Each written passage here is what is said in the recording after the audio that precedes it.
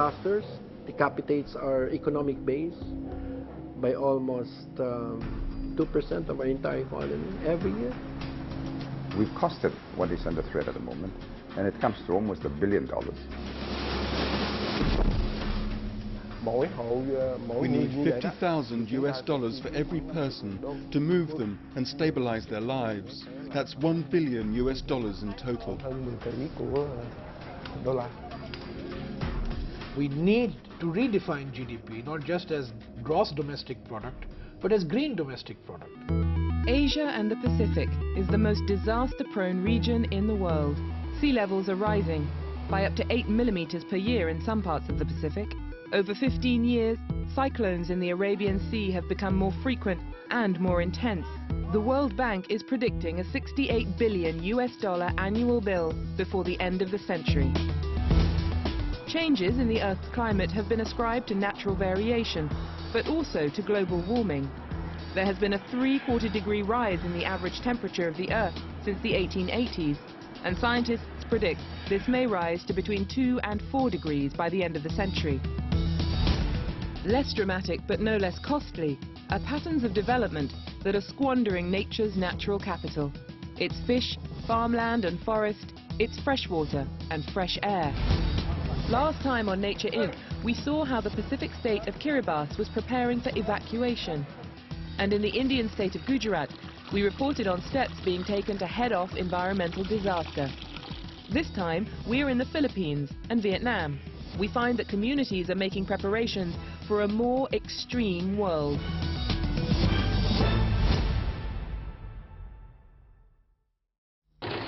On March the 11th, 2011, off the coast of northeast Japan, an earthquake measuring 8.9 on the Richter scale caused a devastating tsunami, with waves reaching over 20 meters.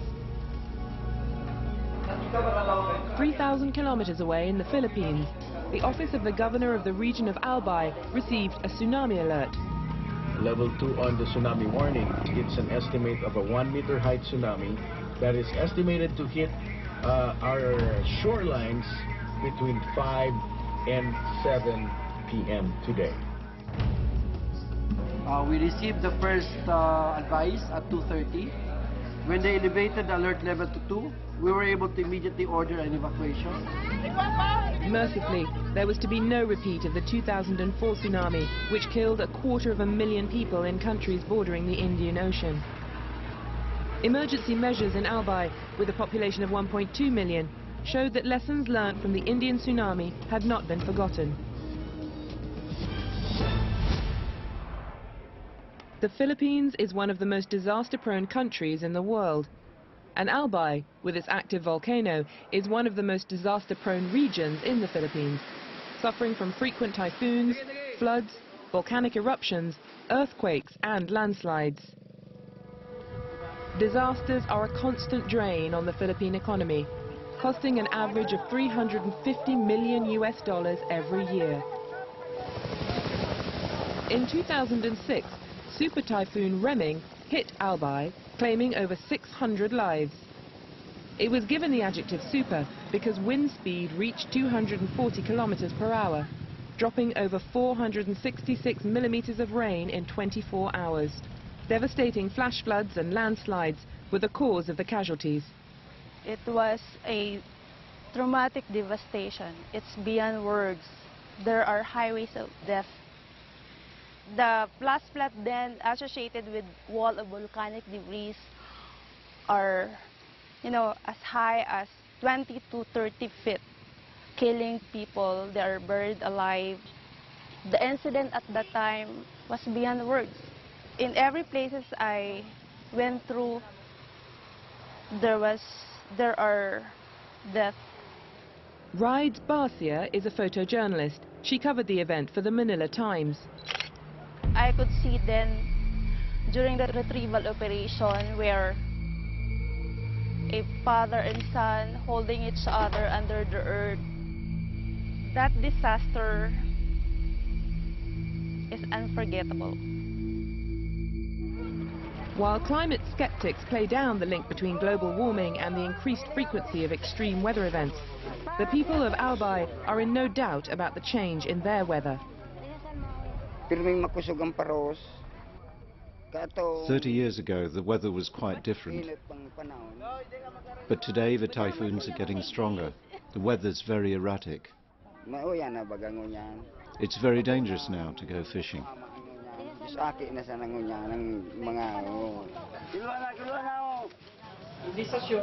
Albay's governor, Joey Salceda, has pioneered a zero-casualty policy.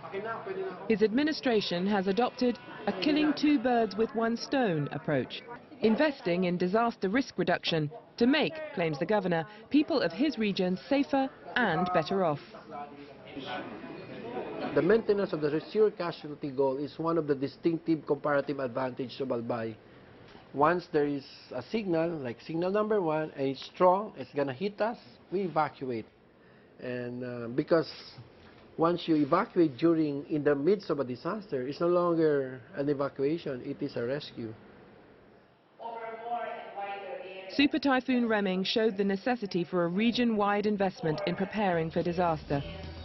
For Governor Salceda, it accounts for why the local economy grew by 8%, while the national economy all but stagnated. The shadow price of doing nothing is definitely more than triple if we do something. The economic logic of adaptation is that it allows development to proceed even in the midst of risks.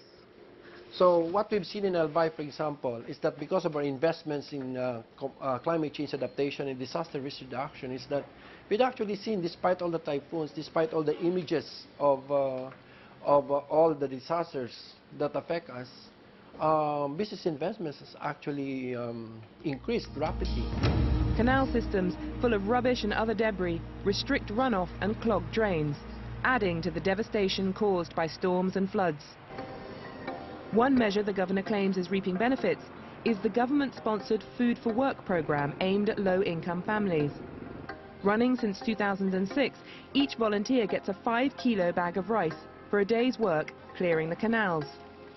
There is a reforestation program to stabilize hillsides, and 318 hectares of mangroves have been replanted as a barrier to storm surges. If you have a clean area, you have a fresh air, well, the community have a good health. The Food for Work concept has also been used to reward people who follow an evacuation order. I give them 5 kilos of rice for cooperation. And we are the only incentivized evacuation program. And we've done it so consistently over the years that people were convinced that I really mean it. And 5 kilos is a lot. It's a lot to ordinary, to ordinary families in terms of as payment, as a disturbance fee. The evacuation regime saves lives and money because it cuts the costs of deploying search and rescue teams. To better protect those living on the coast from sea level rise and the brunt of the storms, an ambitious resettlement is underway. 5,700 new homes have already been built on higher ground, with 10,000 more planned. Villagers are encouraged to move from rice cultivation to sweet potato. The sweet potato is far more resilient than rice during typhoons. They are not affected by wind as they grow flat on the ground and will thrive in upland areas without irrigation.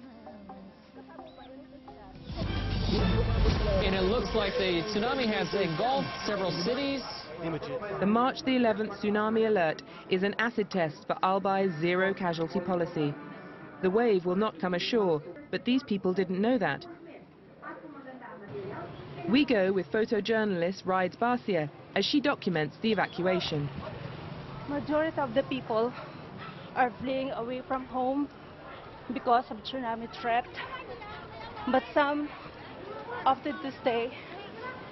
I wonder why. Before long, Rides meets a local community leader helping coordinate the evacuation. We know the effect of tsunami. That's why we are very much alarmed. This is very critical to the coastal areas. That's why we made it a point that the children and the old ones went upland. But 99% of the people move out from their home to go to the safer grounds. It's no longer a drill, it's a real threat. to be swept. Even pigs are evacuated. Oftentimes, they bring with them their cows, their pigs, their chickens. Once at the beach, Rides is surprised to find that just 1 hour before the first wave is due to strike, there are some people who have ignored the evacuation order. Maybe they're not afraid. Sometimes this is the problem of the government. The community, some of the communities are hard-headed. But most did comply. In an orderly evacuation, 85% of the shore dwellers judged at risk from the tsunami, some 75,000, moved inland. But the governor says that no matter how effective the zero-casualty policy is, it's a band-aid response. In his view, the only long-term solution is for the world to agree an international accord. Every day, every time I wake up, I just pray for a psychic shift in the worldview of all the national leaders of the world. Adaptation is not the only answer. Although adaptation is very critical at this point for us, it is our imperative, but I think mitigation definitely is now the global imperative. In part 2, how the rice farmers of the Mekong in Vietnam are coping with the effects of sea level rise.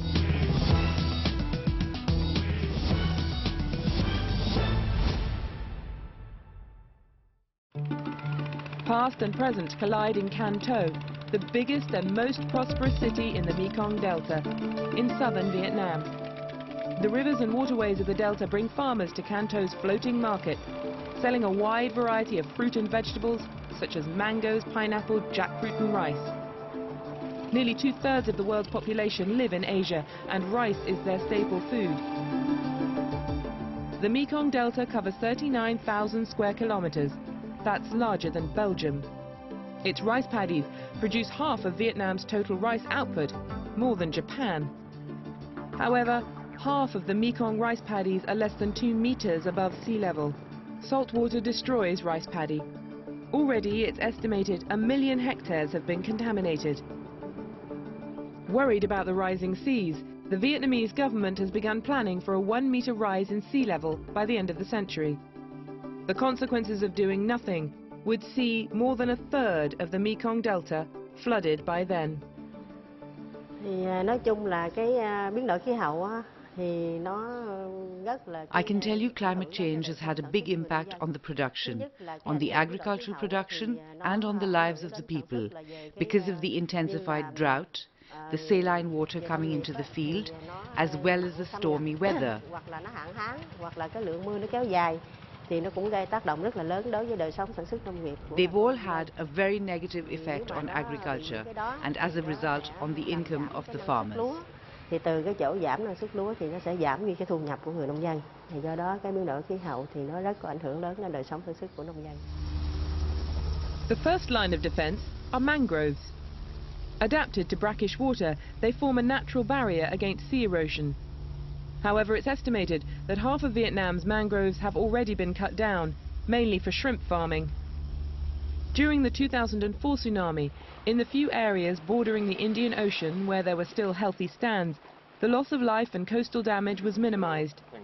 The international German aid agency is supporting a plan to replant the mangroves.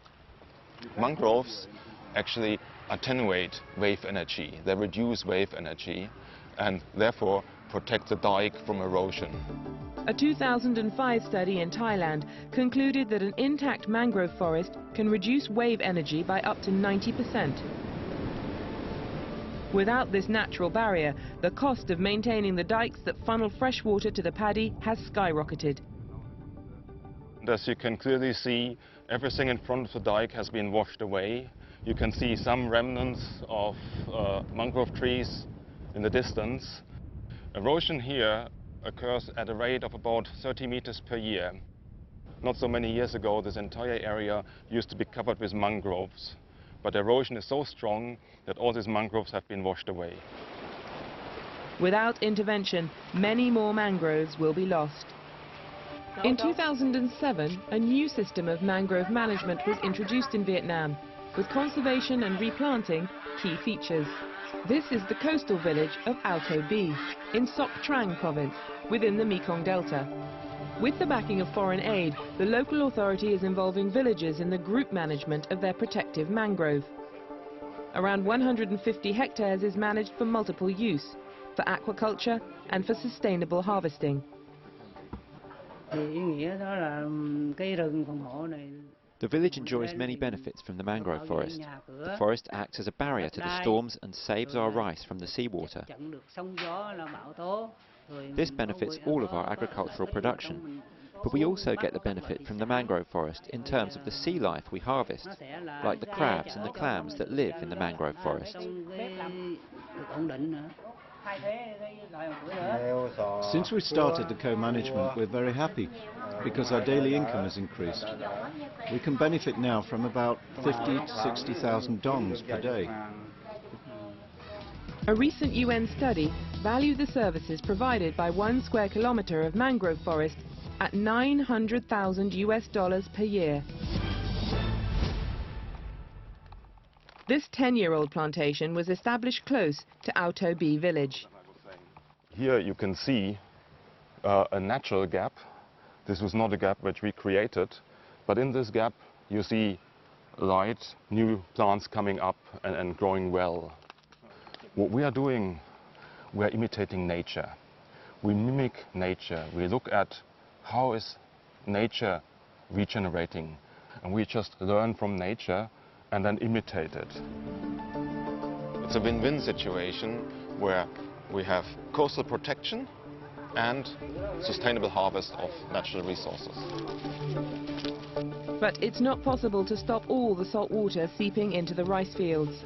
It's estimated over 1 million hectares of farmland are already contaminated by salt, and rising sea levels can only make matters worse. In the next-door province of Tra Vinh, farmer Lee Van Chong has bucked a trend. While his neighbours have seen yields drop from salinization, he has seen his yield increase.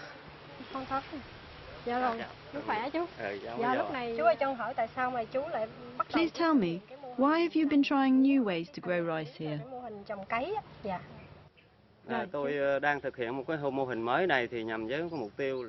I started to pilot this model because of the changes in the weather recently, the storms and the saltwater intrusion into the rice field. The current technique of rice production doesn't bring any profit to the farmers. So I thought I'd try a new model, and it's working very well.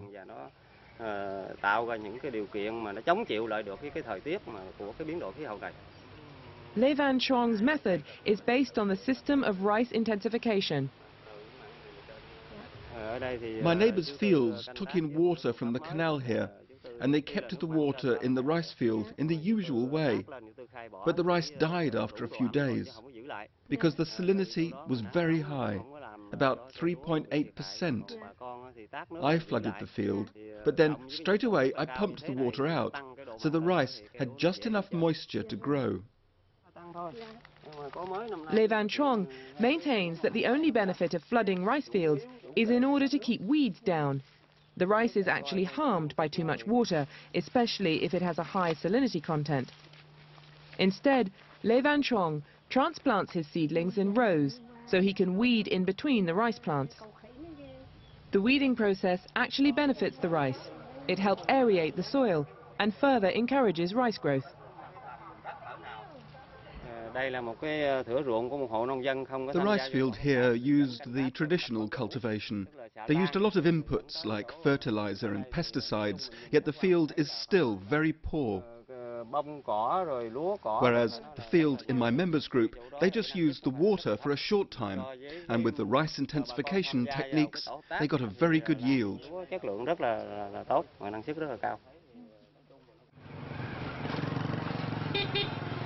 The Kulong Delta Rice Research Institute is using biotechnology to help improve rice varieties. Working with organizations such as the International Rice Research Institute, they're developing rice varieties that are more tolerant of salt and can withstand longer periods underwater.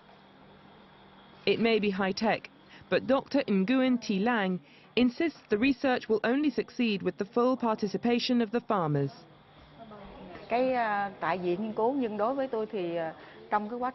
Normally the scientist stays in the lab, but we feel there should be a connection between the rice study and the farmers who are working in the rice